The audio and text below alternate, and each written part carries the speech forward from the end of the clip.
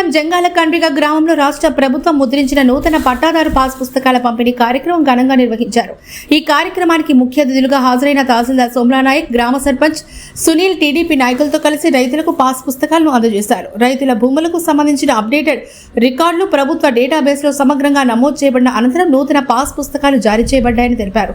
భూ వివాదాలు తగ్గించడంలో, రుణాల మంజూరులో, పంట సబ్సిడీలు మరియు వివిధ వ్యవసాయ పథకాల అమల్లో ఈ పాస్ పుస్తకాలు ముఖ్య పాత్ర పోషిస్తాయని ఆయన పేర్కొన్నారు.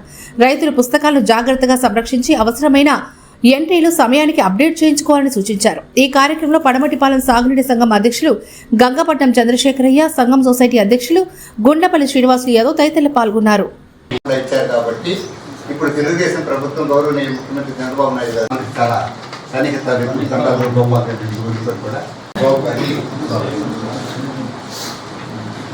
అంటే ప్రభుత్వం నుంచి రైతులకు ఏదైతే ఇస్తున్నారో ఈ పాస్ బుక్స్ నేను కూడా చెప్పాం సంగారి గారితో.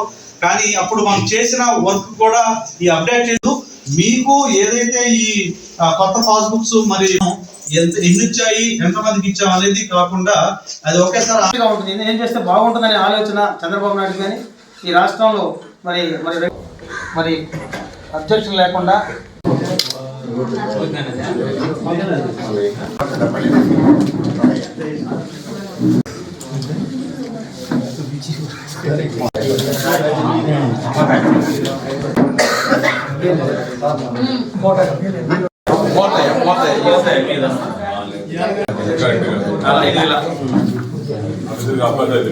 మీరు ఎవరెవరు ఉన్నాయో ఇచ్చేస్తున్నారు, మీకు కొత్త బుక్ వచ్చేస్తుంది, దాంట్లో ఇచ్చేస్తాను. అవి దాదాపు లేకుండా ఉన్నాయి, ఒకసారి చూడండి దయచేసి. ఇలా ఉండటం వల్ల బాగోదు. మనం కరెక్ట్ రైతుకు సంబంధించిన పాస్బుక్లు ఏదైతే ఉన్నాయో వాళ్ళకే జారీ చేయాలి.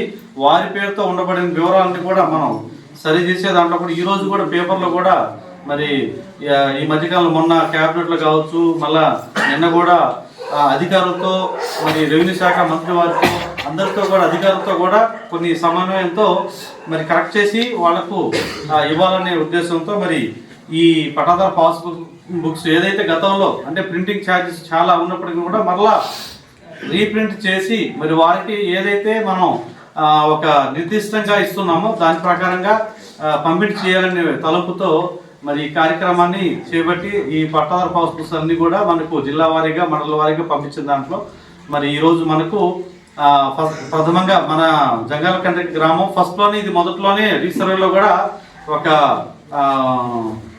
ఎగ్జాంపుల్గా అంటే తీసుకొని ఆ రోజు చేయటం వల్ల ఏంటంటే కొన్ని తప్పులు ఇప్పుడు శేఖర్ గారు చెప్పినట్టు చాలా జరిగాయి. ఎందుకంటే ఆ రోజు కొన్ని ఇక్కడ ఫీల్డ్ లెవెల్లో ఉన్న అధికారులు కావచ్చు, లేకపోతే మన మండల విలేజ్ లెవెల్లో కూడా అది సక్రమంగా లేని కారణం వల్ల ఏంటంటే కొన్ని తప్పులు దొరకడం జరిగింది.